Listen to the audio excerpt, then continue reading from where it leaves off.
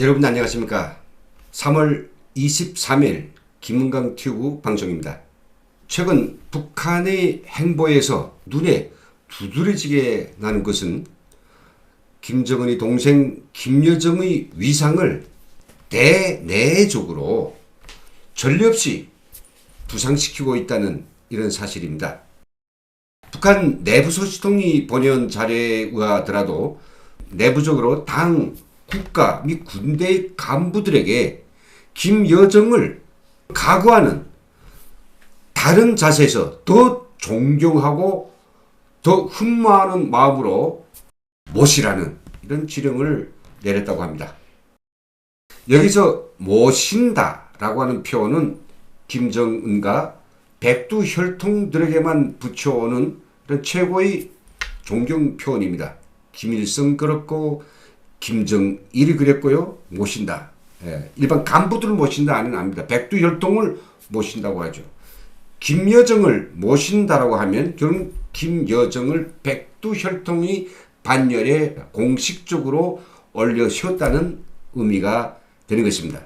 그렇다 해서 김여정이 백두혈통이 아니던 것이 갑자기 백두혈통이 됐다라고 하기보다는 백두혈통에 대해서 매우 공식화하고 그리고 여기에 대해서 집중적인 스포트라이트를 주는 대상이 매 정권마다 한 명이었는데 김정은 정권에 들어와서는 지금 김정은과 함께 김여정을 바로 그런 반열에 올리고 있다는 매우 충격적인 이야기가 되겠습니다. 최근에 북한 조직 지도부는 중앙과 도시군 그리고 각 공장기업소 단체들의 내린 지시문에서 김여정의 지시와 해당 부분에 준 지적사항을 당의 방침과 명령으로 받아들이라는 이런 새로운 지시를 내렸다고 해서 깜짝 놀라고 있습니다.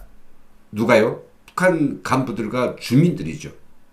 어찌 보면 김정은과 김여정을 동일선상에 일치시키고 있다는 것인데 그것이 사실이라면 여기에는 매우 간교한 정치적 꼼수가 들어있는 것 같습니다. 최근 들어 북한은 김여정을 대적으로 바짝 끌어올려 세우기 위해서 별의별 짓을 다하고 있습니다. 대적으로 합당한 이런 명분이나 또 맡고 있는 직위하고는 전혀 관계없는데도 김여정 개인 단독 필명의 그런 담화문을 발표해서 그의 담화문이 최고 지도부의 우중을 그대로 반영하는 것으로 치부하고 있으며 그의 의사를 당 지도부의 의사로 전달함으로써 그의 위상을 급변시키고 있는 것입니다.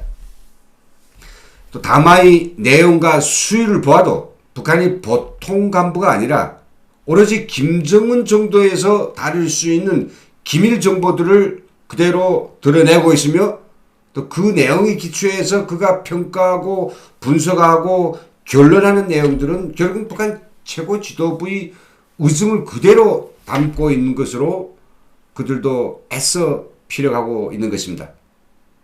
몇 가지 실례만 들어보도록 하겠습니다. 아시다시피 어제 일요일임에도 불구하고 새벽 2시 40분에 김여정은 그의 공식 데뷔 이후 두 번째로 개인 필명의 담화문을 노동신문과 조선중앙통신에 냈습니다. 그 내용은 뭐냐? 김정은에게 보낸 도널드 트럼프 대통령이 서한을 공개하는 것이었습니다. 그리고 그 서한에 대한 김정은의 평가, 김정은의 입장, 그것을 바로 자기 말로 전달했습니다. 어찌 보면 김정은의 개인 비서, 개인 대변인처럼 보일 수도 있을 것 같습니다. 이게 북한의 김영철이나 아니면 송계관이나 뭐 여러 과거에 또 지금의 최고위 간부들 내세워서 이런저런 입장을 발표시키는데 그거하고 김여정이가 내는 그 의중과 담화하고는 전부 질적으로 다르단 말이죠. 그 정보의 내용에 있어서도 상당히 최고의 비밀에 가까운 것이고요. 그러니 남한과 국제사회에서는 김여정이 뭐를 담화 발표했다라고 하면 누구든지 이 전문가들이라면 그거에 대해서 관심을 가지고 하나하나 조목조목 들여다보지 않을 수밖에 없는 것입니다. 이에 앞서서 20일 전이었죠. 3월 3일에는 김여정은 북한이 단거리 미사일 발사해서 우리 청와대가 논평을 낸 거에 대해서 그것을 걸거두는 김여정의 첫 담화문을 발표했습니다. 그때 그가 쓴 표현은 가장 야비하고 한 정권이 표현하기에는 또 여성의 입으로 담기에는 매우 부적절하고 아주 격앙된 표현이었습니다. 뭐라 했던가요? 그래 이렇게 얘기했습니다. 참으로 미안한 비유이지만 겁을 먹은 개가 더 요란하게 짖는다고 했다. 딱 누구처럼 이렇게 이제 이야기를 했는데요. 이 딱 누구처럼이 누굴까요? 딱 누구처럼. 앞에서 이야기한 이런 두 건의 담화 발표 행위들을 보면 가히 그것은 매우 정략적이라고 볼 수 있습니다. 새벽 2시 40분에 담화문을 발표한 것도 그렇고 또 김여정의 담화문이 나오고 바로 김정은이 청와대 서한을 보낸 것도 그렇고 에이킴텍스 미사일을 발사하고 나서 김여정이 바로 연이어 담화문을 발표하는 등 김여정 중심으로 마치 북한이 돌아가는 양 이렇게 지금 표현되고 있는 것입니다. 자, 북한이 최고의 정보들을 사용하는 백두혈통이 아니고서는 누구도 제 마음대로 당의 정책과 최고 지도자의 우중을 표현할 수가 없습니다. 북한이 헌법 위에 있는 초헌법인 당의 유일 영도 체계를 위한 10대 원칙에는 정확히 밝혀져 있습니다. 누구든지 출판물에 글을 쓸 때에는 수령의 교실을 철저히 인용하고 그에 기초해서 내용을 전개하고 글을 써야 된다.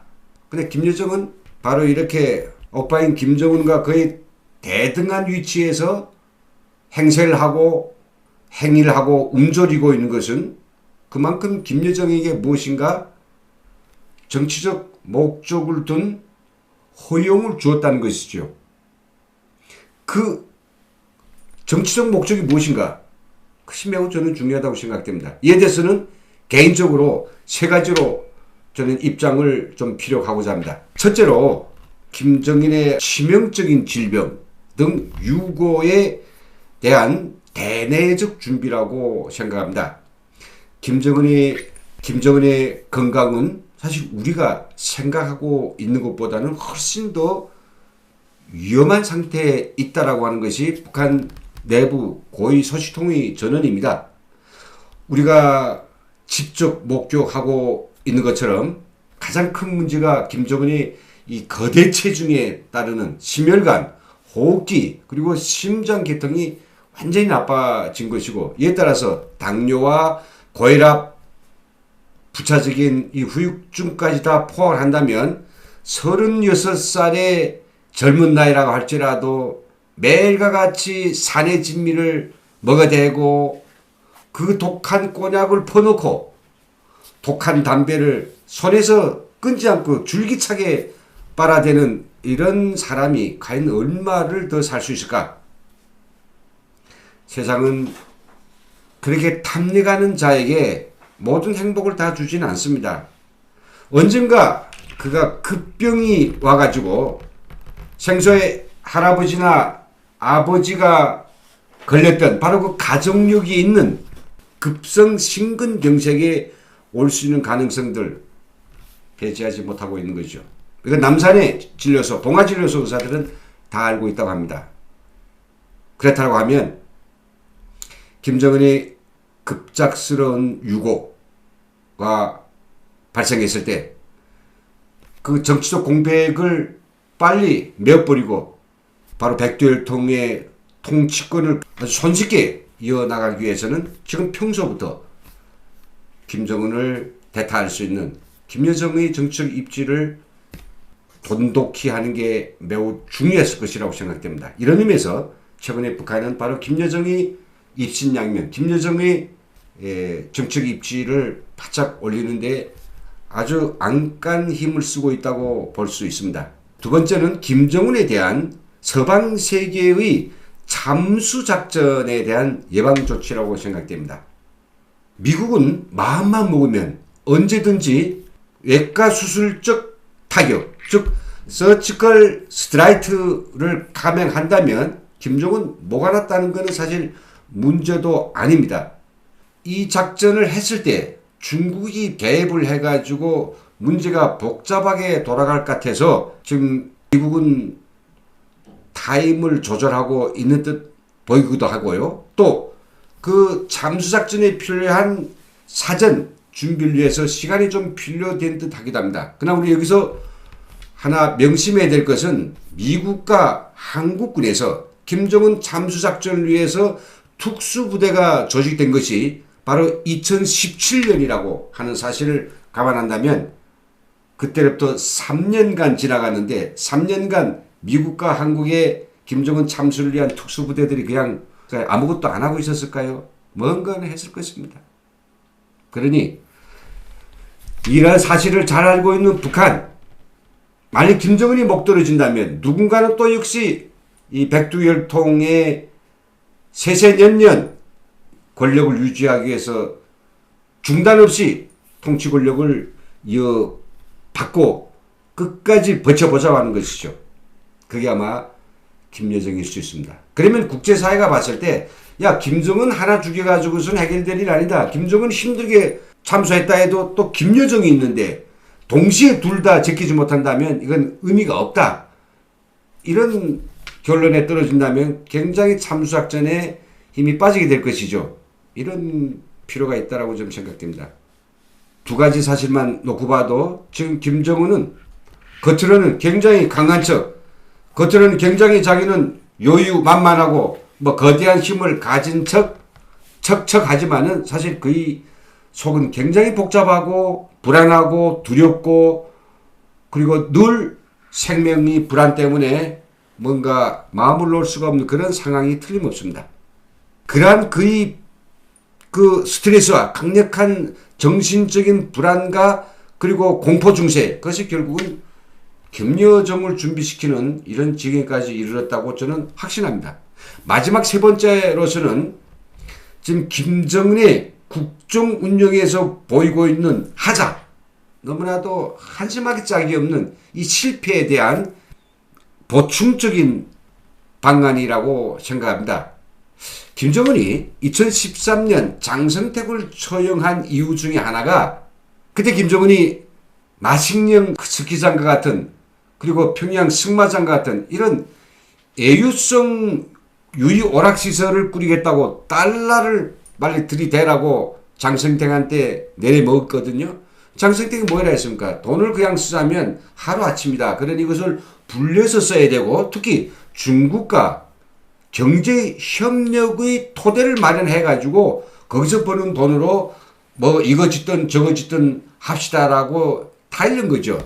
결국은 지 말을 안 듣고 자기는 이런 걸 하고 싶은데 이모부가 막는다고 거기에 결국 화가 난 김정은은 자기 그 모든 욕구를 막아나서는 장성택을 자르는 방법으로서 결국은 자기가 하고 싶었던 마식령 스키장 그 이후에 보시는 것처럼 삼전 건설 그러니까 평양시의 숱한 살림집들 이런 것들을 갖다가 그리고 뭐 해당화 식당 물놀이장 이런 것만 가득 지어 놓은 겁니다.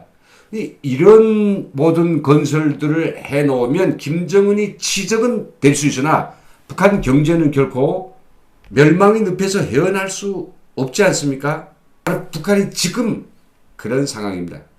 가뜩이나 집단기아 그리고 대량 아사가 박도한 데다가 코로나19 때문에 사람들이 움직이지 못해서 북한은 그야말로 아비규환이 세상에 임전해 있습니다. 이 상태에서 그냥 둔다라고 하면 이제 곧 북한에서 어떤 일이 일어날지 이 끔찍하기만 합니다. 이런 상황에 처한 김정은 경제 문제에서 자기가 더는 뭔가 할 수 없다라고 하는 이런 난감한 처지를 인정한 것 같습니다. 그렇기 때문에 자기가 아닌 자기 심정을 잘 알고 있는 김여정을 제2인자로 확실히 등단시킴으로 해가지고 당국과 군대의 중요한 문제들을 그가 맡아준다 하면 업무를 나눈다고 하면 북한의 처지가 좀 덜 어렵지 않을까, 이런 타산도 할 수 있다고 생각됩니다. 아무튼 뭐니 해도 북한 매우 바빠놨습니다. 그들의 처지가 참으로 이를 데 없이 궁색합니다. 이제 얼마 안 있어 우리는 북한의 멸망, 붕괴, 그리고 전혀 예상치 못한 그런 사태들을 우리가 목격할 수 있을 것 같습니다. 지켜봐 주십시오. 예, 오늘 여기서 마치면서 저희 김강튜브를 사랑해 주시고 애청해 주시는 전국의 그리고 해외 모든 시청자님들에게 감사의 인사를 드립니다. 좋아요와 구독 그리고 댓글로서 많은 응원을 바라겠습니다. 시청해주신 여러분 대단히 감사합니다.